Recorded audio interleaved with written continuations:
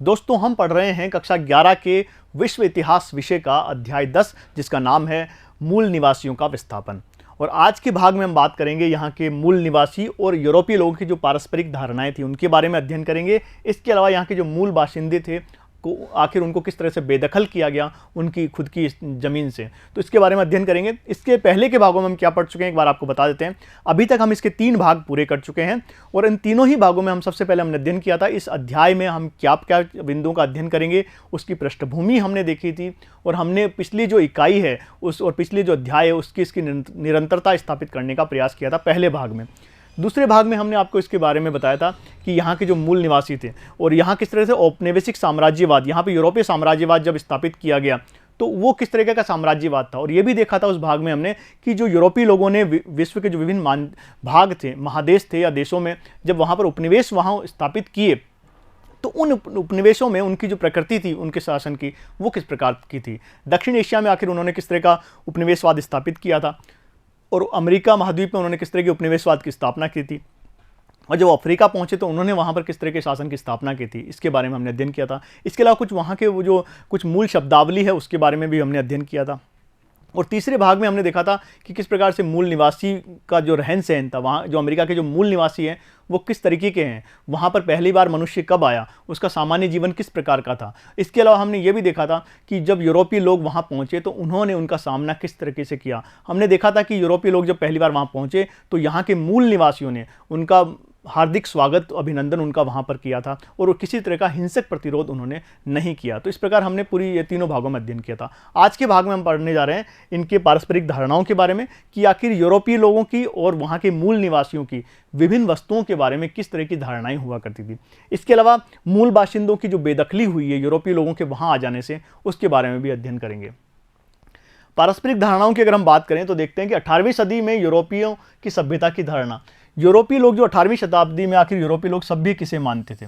जब यूरोपीय लोग यहाँ पहुँचे तो उन्होंने यहाँ के मूल निवासियों को आखिर असभ्य क्यों कहा, इसकी क्या वजह है, जबकि जो यहाँ के मूल निवासी थे उनकी ऐसी कोई धारणा वहाँ यूरोपीय लोगों के बारे में नहीं थी। इसका मानना है दोस्तों ये कि यहाँ जो यूरोपीय लोग थे, 18वीं शताब्दी के जो यूरोपीय लोग थे, उनका ये मानना था कि साक्षरता, संगठित धर्म और शहरीपन जो है वही सभ्यता की प्रमुख विशेषताएं मानते थे। वो तो मानते थे कि जहाँ पर साक्षरता नहीं है, लोग पढ़े लिखे लोग नहीं है, जो लोग जिनका अपना संगठित धर्म नहीं है और जो लोग शहरीपन, जहाँ शहर या नगर नहीं है या शहरी जीवन नहीं है, उन्हें वो लोग क्या मानते थे, उन्हें वो असभ्य मानते थे। तो सभ्यता की जो धारणा थी यूरोपीय लोगों की 18वीं शताब्दी में, वो इस प्रकार की धारणा थी। इसी वजह से क्या हुआ, जब वो मूल निवासियों से मिले तो जब उन्होंने इन विशेषताओं का अभाव पाया उनमें, तो उन्होंने इस तरह से उन्हें असभ्य कहा। रूसो की, विलियम वर्ड्स और वाशिंगटन ऐसे कई लेखक हैं जिन्होंने वहाँ के मूल निवासियों की विशेषताओं का उल्लेख करते हुए कहा है कि वो किसी भी दृष्टि से असभ्य नहीं। तो यहाँ कुछ महत्वपूर्ण नाम याद रखेगा, यहाँ रूसो का नाम याद रखते हैं, विलियम वर्ड्सवर्थ जो हैं उनका नाम महत्वपूर्ण है कि उन्होंने किस प्रकार वहाँ के मूल निवासियों की विशेषताओं का वर्णन किया है। और वाशिंगटन इरविंग जो है उन्होंने किस प्रकार, जो वाशिंगटन इरविंग वो व्यक्ति हैं जो वहाँ के मूल निवासियों से स्वयं मिले थे और उन्होंने बताया था कि वो मूल निवासी बिल्कुल भी असभ्य नहीं थे, उस तरह की चीज़ें। हालांकि उनके व्यवहार के बारे में उन्होंने बिल्कुल बताया है और ये बताया कि किस प्रकार से जो मूल निवासी थे वो जब यूरोपीय लोगों से मिलते थे तो उनके सामने बहुत कम बातचीत किया करते, लेकिन जब उनसे वो अपने खुद के जब कबीले में वो आपस में बात करते थे तो काफ़ी मजाक उड़ाया करते थे यूरोपीय लोगों का, जो रहन सहन है उनके तरीकों का। लेकिन किसी भी हद तक इन जो यहाँ के मूल निवासी थे उन्होंने कभी भी उनको असभ्य नहीं कहा, जबकि जो यूरोपीय लोग थे उनकी धारणा ये थी कि ये लोग जो हैं वो असभ्य हैं। अब वस्तुओं के प्रति नजरिए की अगर हम बात करें तो इनका धारणाएं आखिर वस्तुओं के बारे में आपस में क्या, ये तो हमने सभ्यता की धारणा की बात की। अब हम देखते हैं कि आखिर इनका वस्तुओं के प्रति क्या नजरिया था।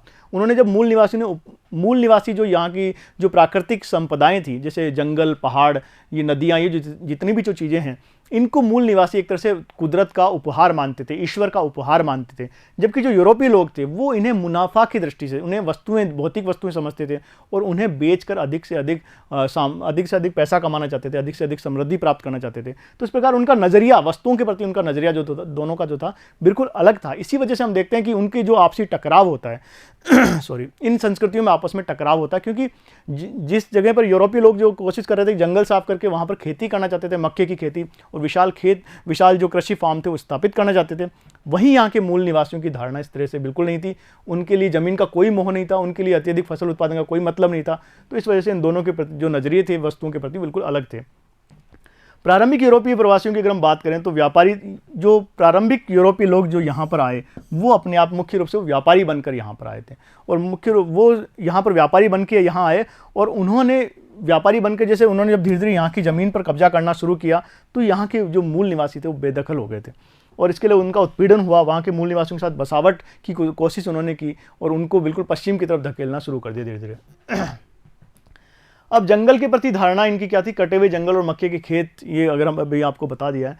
अब बात करते हैं दोस्तों कि यहाँ के संयुक्त राज्य अमेरिका का विस्तार के, जब यहाँ के यूरोपीय लोग यहाँ पर आए तो शुरुआत में तो व्यापार करने आए थे, लेकिन धीरे धीरे उन्होंने यहाँ पर बसना शुरू कर दिया, और यहाँ पर एक दो बड़े देश हमें बनते हुए दिखाई देते हैं इस उत्तरी अमेरिका महाद्वीप में। एक तो संयुक्त राज्य अमेरिका, जो इतना बड़ा देश है आज पूरी दुनिया पर, जिसकी धाक है, आज पूरी दुनिया में सबसे बड़ी अर्थव्यवस्था माना जाता है, वो आखिर उन्होंने किस तरह से वहाँ के मूल निवासियों को धकेल कर अपनी खुद की राज्य स्थापित किया था। और ये जो मूल निवासी थे वो बिल्कुल अंधकार में चले गए थे उनका जीवन, और एक तरह से वहाँ की काफ़ी बड़ी जनसंख्या उनकी समाप्त हो गई थी।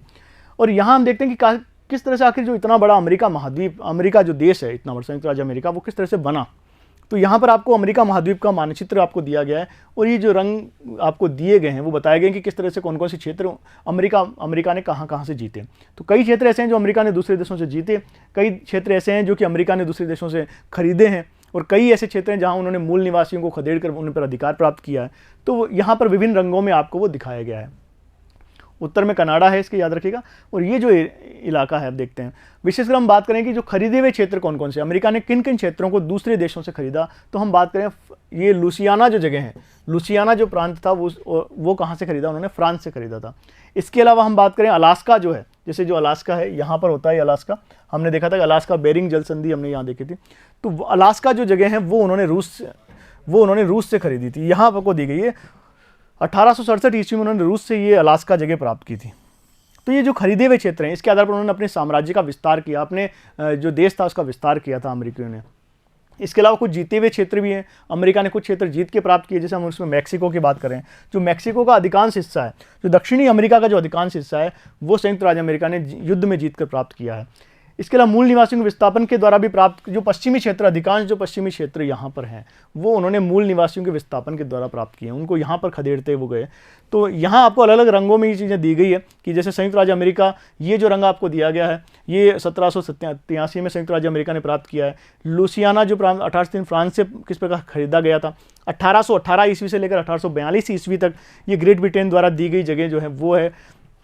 1819 ईस्वी में स्पेन से खरीदी गई जगह, ये जो जगह आपको दिखाई गई है, ये जो विभिन्न रंग आपको दिखाए गए, तो इस मानचित्र का, ये मानचित्र आपकी पाठ्य पुस्तक में दिया गया है, वहाँ से आप इसका ढंग से अध्ययन कर सकते हैं कि कौन से क्षेत्र उन्होंने कहाँ कहाँ से प्राप्त किए हैं। अब बात करेंगे 9वीं सदी में अमेरिका के भूदृश्य में बदलाव। अब यहाँ पर हम आते हैं कि अमेरिका का जो भूदृश्य है पूरी तरह से बदल जाता है। पूरी तरह से यहाँ जो मूल निवासी थे उनकी धीरे धीरे विस्थापन होता है, वो खत्म होते जाते हैं, और यहाँ पर यूरोपीय लोग आकर बसने लगते हैं धीरे धीरे। और इसकी बात करें तो ब्रिटेन और यहाँ पर पूरे यूरोप से अलग अलग देशों से लोग आकर बसे थे। तो यहाँ की जो जनसंख्या अधिकांश थे वो किसी एक देश की जनसंख्या, अमेरिका की जनसंख्या अगर आप बात करोगे तो यहाँ पर किसी एक जगह से लोग नहीं आए थे। कुछ लोग ब्रिटेन से आए थे, कुछ लोग जर्मनी से, स्वीडन से, फ्रांस से, इटली से, पोलैंड से, कई तरह के देशों से लोग आकर यहाँ पर बसे हुए हैं। तो सबसे पहले अगर बात करें तो ब्रिटेन और फ्रांस के जो प्रवासी आए थे वो यहाँ पर आए, वो लोग थे जो कि जिन्हें, जो ऐसा मान सकते हैं कि अपने माता पिता के वो छोटे पुत्र हुआ करते थे, तो जिन्हें अपने खुद की संपत्ति, पैतृक संपत्ति नहीं मिलती, तो वो पैतृक संपत्ति की उम्मीद में यहाँ पर अमेरिका महाद्वीप आए, और उन्होंने जब खाली ज़मीनें देखी तो उन पर उन्होंने अधिकार कर लिया। तो ब्रिटेन और फ्रांस के जो प्रवासी आए थे वो मुख्य रूप से उत्तराधिकार से वंचित लोग थे जो वहाँ से आए थे। इसके अलावा जर्मनी, स्वीडन और इटली की बात करें, जर्मनी, स्वीडन और इटली से जो आने वाले प्रवासी थे वो मुख्य रूप से कृषक हुआ करते थे, कृषक थे। इसके अलावा जो पोलैंड से आने वाले जो निवासी थे वो भी किसान थे। तो यहाँ पर उन्होंने आकर बड़े बड़े खेत बनाए, यहाँ के जंगलों को उन्होंने साफ किया लोहे की सहायता से, और बड़े बड़े खेत उन्होंने यहाँ पर स्थापित किए। तो इस प्रकार इन लोगों ने किस तरह, और इस दक्षिणी इलाके की अगर हम बात करें तो दक्षिणी जो इलाका है, क्योंकि वो यूरोपीय लोगों के रहने के लिए उपयोगी नहीं था, क्योंकि यहाँ दक्षिणी इलाका जो है अमेरिका का, वहाँ पर गर्मी ज़्यादा होती है क्योंकि कर्क रेखा के नज़दीक है वो। तो यहाँ यूरोपीय लोग खुद जाकर नहीं बसे, बल्कि वो मूल निवासियों को ही वहाँ पर रहने। तो इस इलाके में उन्होंने क्या किया, बड़े बड़े फार्म हाउसेज उन्होंने बनाए, बड़े जो फार्म थे, कृषि फार्म थे, वो उन्होंने निर्मित किए, और यहाँ जो वहाँ के जो मूल निवासी थे उनसे दास जैसा कार्य करा, अपने खेतों पर उन्होंने गुलामी उन्होंने वहाँ पर करवाई। इसके अलावा कई जो दास व्यापार था, उन्होंने अफ्रीका से भी दासों का आयात किया था। तो दक्षिणी इलाकों में उन्होंने दास व्यापार की यहाँ पर शुरुआत की थी। अब हम आगे जाके देखते हैं कि किस प्रकार से इस दास व्यापार की समाप्ति हुई है अमेरिका के अंदर। ये जो दास प्रथा थी उसकी समाप्ति एक गृह युद्ध के माध्यम से हुई दोस्तों, क्योंकि जो उत्तरी अमेरिका के जो उत्तरी राज्य थे वो दास प्रथा के बिल्कुल खिलाफ थे, क्योंकि उन्हें दासों की आवश्यकता नहीं थी। वो औद्योगिक दृष्टि से काफ़ी संपन्न इलाका माना जाता था। जबकि लेकिन जो दक्षिणी हिस्सा है अमेरिका का, वहाँ पर बड़े बड़े, अभी हमने आपको बताया कि बड़े बड़े कृषि फार्म हुआ करते, तो वहाँ पर काम करने के लिए दासों की आवश्यकता होती थी। तो इन दक्षिणी जो राज्य थे इन्होंने दास प्रथा का समर्थन किया था, जबकि उत्तरी राज्यों ने इनका विरोध किया था। तो ये जो मुख्य रूप से गृह युद्ध हुआ था उत्तरी और दक्षिण राज्यों के बीच अमेरिका में गृह युद्ध हुआ था दास प्रथा के नाम पर, और ये 1861 से लेकर 1865 ईस्वी के बीच ये गृह युद्ध चला था। और अंततः इसमें क्या हुआ कि जो दास प्रथा की समाप्ति हुई, क्योंकि उत्तरी राज्य थे उनकी जीत हो गई थी। लेकिन इसके बाद भी हम देखते हैं कि दास प्रथा की समाप्ति होने के कई वर्षों बाद, कई शताब्दियों बाद भी जो यहाँ के मूल निवासी जो थे उनको संवैधानिक अधिकार नहीं दिए गए थे। काफ़ी बाद में आकर 1960 के दशक में आकर हम देखते हैं उसके बाद एक नई मुहिम चलती है यहाँ के मूल निवासियों के अधिकारों के लिए।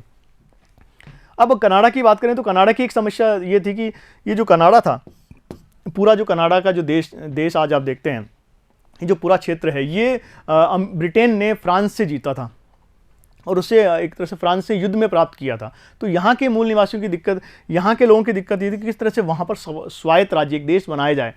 तो 1866 ईस्वी में एक स्वायत्त इन सब राज्यों का जो थे इनका एक संघ बनाया गया और इनको स्वायत्त राज्यों का एक महासंघ कहा गया, और इस तरह से जो आधुनिक कनाडा है वो अस्तित्व में आया। तो हमने देखा कि किस प्रकार से अमेरिका और आधुनिक कनाडा जो है वो अस्तित्व में आए और किस प्रकार उन्होंने वहाँ के मूल निवासियों को विस्थापित कर दिया और किस प्रकार विभिन्न देशों के लोग यहाँ पर आकर बसे। एक बात आप अच्छी तरह समझ लें कि आज जो आप अमेरिका में और कनाडा में जो लोग देखते हैं वो वहाँ के मूल निवासी नहीं हैं, बल्कि वो यूरोपीय लोग हैं।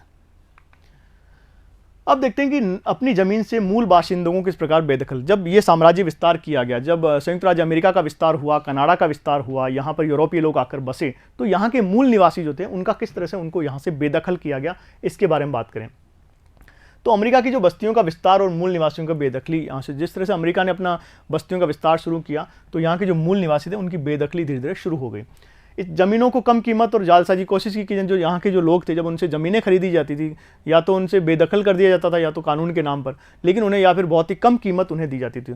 तो एक तरह से जालसाजी उन्होंने उनके साथ की, धोखाधड़ी के आधार पर वहाँ की जो ज़मीनें थी उन्होंने अमेरिकन लोगों ने हथिया ली थी। जॉर्जिया या चिरोकी कबीले की अगर हम बात करें, एक उदाहरण हम ले सकते हैं यहाँ पर कि जॉर्जिया का जो चिरोकी कबीला था उसके साथ किस तरह का व्यवहार किया गया, और ये कहा गया कि वो जो कबीला है वो संयुक्त राज्य अमेरिका का ही हिस्सा है। लेकिन जब न्यायाधीश जॉन मार्शल जो थे उस समय, उन्होंने और राष्ट्रपति जैक्सन जो थे, इनके दोनों के अलग अलग विचार हम इस मुद्दे पर देख सकते हैं कि जब न्यायाधीश जॉन मार्शल ने ये निर्णय दिया कि ये जो कबीला है जॉर्जिया का, चिरोकी कबीला, उसका अपना स्वायत्त शासन, वहाँ स्वायत्त शासी राज्य उसका अपना अलग से है, वो अमेरिका से अलग एक अपने आप में उनकी संस्कृति है। लेकिन इस निर्णय को वहाँ के राष्ट्रपति जैक्सन जो है उन्होंने पूरी तरह से बदल दिया और वहाँ पर उन्होंने फौजी कार्रवाई की, जिसमें काफ़ी इसे ही आंसुओं की राह आई और उन्हें पश्चिम की तरफ धकेल दिया गया, जिसमें लगभग 15,000 लोगों को अपना मूल निवास स्थान छोड़कर जाना पड़ा और जिसमें से लगभग 1/4 जो लोग थे वो इसी राह में उनकी मृत्यु हो गई। इसीलिए इसे कहा जाता है आंसुओं की राह। इसके अलावा मूल निवासियों की जो भूमि उपयोग को लेकर भी आलोचना और अधिकार, ये जो यूरोपीय लोग जो थे अमेरिका में जो आकर बसे थे या कनाडा में जो आकर बसे थे, उनका ये मानना था कि यहाँ के जो मूल निवासी है उनको भूमि के उपयोग की बिल्कुल जानकारी नहीं है, वो भूमि का उपयोग नहीं कर पाते हैं। तो इस बात को लेकर आलोचना किया करते, इस आधार पर वो ज़मीन पर अपना हक जताने का प्रयास करते थे। इसके अलावा पश्चिमी अमेरिका के मूल निवासी और उनके साथ व्यवहार भी, पश्चिम अमेरिका के मूल निवासियों के साथ उनका व्यवहार ठीक नहीं था। स्थायी निवास हेतु उन्हें किस तरह की व्यवस्था की गई थी। इसके अलावा बहुमूल्य खनिजों की प्राप्ति और बेदखली, कई बार ऐसा होता था कि बहुमूल्य यहाँ पर उन्हें पश्चिम में, हमने देखा था कि जो यहाँ के मूल निवासी थे मुख्य रूप से उन्हें पश्चिमी अमेरिका के पश्चिमी तटों की तरफ खदेड़ दिया जाता था, लेकिन वहाँ भी उन्हें मूल स्थायी निवास प्रदान नहीं किया जाता था, क्योंकि कोशिश ये करते थे अगर वहाँ पर कोई बहुमूल्य सोना चांदी या कोई धातु मिल जाती थी तो वहाँ उन्हें अपनी मूल जो ज़मीन थी या जो निवास स्थान उन्हें दिए गए थे उनसे उन्हें बेदखल कर दिया जाता था। और मूल निवासियों के लिए और एक तरह से एक जो क्षेत्र इन्हें दिया जाता था उन्हें कहा जाता आरक्षण, इलाके को आरक्षण नाम दिया जाता था। मूल निवासियों द्वारा इसका प्रतिरोध भी काफ़ी किया गया। हम देखते हैं कि 1865 ईस्वी से लेकर 1890 ईस्वी के बीच कई विद्रोह हुए संयुक्त राज्य अमेरिका में, उन्हें दबा दिया गया फौजी कार्रवाई के द्वारा। ऐसे ही विद्रोह हम कनाडा में भी देखते हैं। 1869 ईस्वी से लेकर 1885 ईस्वी मोंटिसो जो जगह है उसमें विद्रोह होते हैं, लेकिन इन्हें भी दबा दिया जाता है इस तरह से। अब दोस्तों यहाँ पर कुछ हम प्रमुख घटनाक्रमों के बारे में जानकारी लेते हैं। कुछ प्रमुख घटनाएं जो हुई थी कनाडा और संयुक्त राज्य अमेरिका में, कौन कौन सी प्रमुख जो तारीखें हैं वो महत्वपूर्ण है जब यूरोपीय लोग यहाँ पर आए। तो 1701 में हम देखते हैं कि क्यूबेक के मूल निवासियों के साथ फ्रांसीसियों का समझौता हुआ, कि जो क्यूबेक था उसमें कनाडा की बात करें। इसके अलावा 1763 ईस्वी की एक बात करें तो क्यूबेक पर ब्रिटिश पर विजय प्राप्त, क्यूबेक ने यहाँ ब्रिटिश ने यहाँ पर विजय प्राप्त कर ली थी। हम देखते हैं कि जो कनाडा का जो देश है, कनाडा पर पहले फ्रांसीसियों का अधिकार था, लेकिन ब्रिटिश लोगों ने इनको युद्ध में पराजित करके कनाडा प्राप्त किया था। तो इसके बाद क्यूबेक के ब्रिटिशों ने विजय प्राप्त कर ली। 1774 ईस्वी की बात करें तो क्यूबेक एक्ट लाया गया एक। 1791 ईस्वी में हम बात करें कनाडा का संवैधानिक एक्ट लाया गया। इसके अलावा 1837 ईस्वी में फ्रांसीसी कनाडाई विद्रोह हुए, कनाडा में कई विद्रोह आयोजित हुए 1837 ईस्वी में। 1840 में उच्चतर और निम्नतर कनाडा की कैनेडियन यूनियन बनी। 1859 की बात करें तो कनाडा गोल्ड रश जो है, गोल्ड रश नाम की जो परिघटना है, ये अमेरिका में भी हुई थी और ये जो घटना है वो कनाडा महादेश में भी हुई, कनाडा देश में भी हुई है। 1867 ईस्वी में कनाडा में कनाडा महासंघ बनाया गया एक। 1869 से 85 कनाडा में मेंटिसो द्वारा रेड रिवर विद्रोह किए गए। अभी विद्रोह की हमने बात की थी, यहाँ के जो मूल निवासी थे इन्होंने कनाडा के खिलाफ विद्रोह किए। इसके 1876 में बात करें तो कनाडा इंडियंस एक्ट लागू किया गया। और 1885 की बात करें तो पार महाद्वीपीय रेलवे के जरिए, यानी पूरे महाद्वीप में रेलवे लाइंस बिछाई गई और इनके माध्यम से कनाडा का और संयुक्त राज्य अमेरिका का क्या औद्योगिकरण को काफ़ी बल मिला था। अब संयुक्त राज्य अमेरिका की कुछ महत्वपूर्ण तारीखों की बात करें तो 1781 में ब्रिटेन ने संयुक्त राज्य अमेरिका को एक स्वतंत्र देश के रूप में मान्यता दे दी। हम देखेंगे कि 1776 ईस्वी में जो यहाँ पर क्रांति हुई थी, या 1770 के दशक जो था उसमें यहाँ के जो यूरोपीय लोग थे अमेरिका के, उन्होंने अपने जो पार महाद्वीप के उस पार यानी ब्रिटेन में जो रहने वाले अपने जो सम्राट थे उसके खिलाफ विद्रोह कर दिया था। और इस तरह से 1781 ईस्वी में ब्रिटेन ने संयुक्त राज्य अमेरिका को एक स्वतंत्र देश के रूप में मान्यता दे दी थी। 1783 की बात करें तो ब्रिटिश लोगों ने संयुक्त राज्य अमेरिका को मध्य एशिया, 1783 में ब्रिटिश लोगों ने संयुक्त राज्य अमेरिका को मध्य पश्चिम सौंप दिया। जो मध्य पश्चिम का जो क्षेत्र था, अभी हमने जिसकी बात की थी, वो ब्रिटिश सरकार से प्राप्त कर लिया था अमेरिका ने। इसके अलावा 1803 में फ्रांस में लुसियाना को खरीदा। 1803 ईस्वी में फ्रांस जो लुसियाना प्रांत था वो खरीदा अमेरिका ने। 1825 से 58 तक संयुक्त राज्य अमेरिका के मूल निवासी आरक्षित क्षेत्रों पर पहुंचाए गए। जो आरक्षित क्षेत्रों की बात करें तो जो पश्चिम के जो क्षेत्र थे, अमेरिका के जो पश्चिम क्षेत्र हैं जहां पर मूल निवासियों को बसाया गया था, उन्हें आरक्षित क्षेत्र कहा गया था। और ये पूरी घटना है 1825 से लेकर 1858 के बीच में हुई। 1832 ईस्वी की बात करें, जस्टिस मार्शल का जो फैसला जिसकी बात अभी हमने की थी, जॉर्जिया के जो कबीला था उसको लेकर जो फैसला आया। और एक बहुत महत्वपूर्ण घटनाक्रम 1849 ईस्वी में जो हुआ, अमेरिकी गोल्ड रश, एक महत्वपूर्ण घटनाक्रम है जो पूरी अमेरिका के इतिहास में महत्वपूर्ण है, क्योंकि इसकी वजह से जो अमेरिका का पूरा चरित्र था, औद्योगिक चरित्र था, वो बदल गया था और अमेरिका एक तरह से आधुनिक राष्ट्र बन गया था।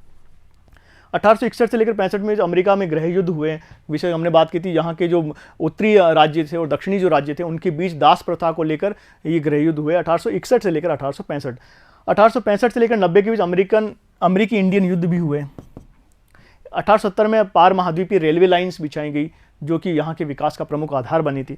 1890 में बात करें, अमेरिका में जंगली भैंसों का प्राय उन्मूलन कर दिया गया था यहाँ से। और 1892 में अमेरिकी फ्रंटियर का अंत हो गया। फ्रंटियर का मतलब यहाँ पर जो मूल निवासी हुआ करते थे, जो फ्रंटियर क्षेत्रों में रहते थे, उसे पूरी तरह से समाप्त कर दिया गया और अमेरिका महाद्वीप का जो विस्तार था वो अब समाप्त हो गया था। तो दोस्तों, इस प्रकार आज हमने यहाँ बात की कि किस प्रकार जो वहाँ के मूल निवासी थे और यूरोपीय जो लोग थे उनके आपस में क्या क्या धारणाओं में किस प्रकार का उनका अंतर था, और यहाँ के मूल निवासियों को किस प्रकार से खदेड़ दिया गया, उनके मूल निवासियों को उनकी जो ज़मीनें थी उनसे बेदखल कर दिया गया और संयुक्त राज्य अमेरिका और कनाडा जैसे बड़े देशों का निर्माण किया गया। इसके बारे में हमने यहाँ पर आज विस्तार से अध्ययन किया है। आगे के अध्याय में हम बात करेंगे कि आखिर किस प्रकार से अमेरिका महाद्वीप का जो आर्थिक विकास हुआ है, संवैधानिक विकास हुआ है, वो किस तरह से हुआ है। उसके बारे में अगले अध्याय में, अगले भाग में बात करेंगे। तब तक के लिए धन्यवाद।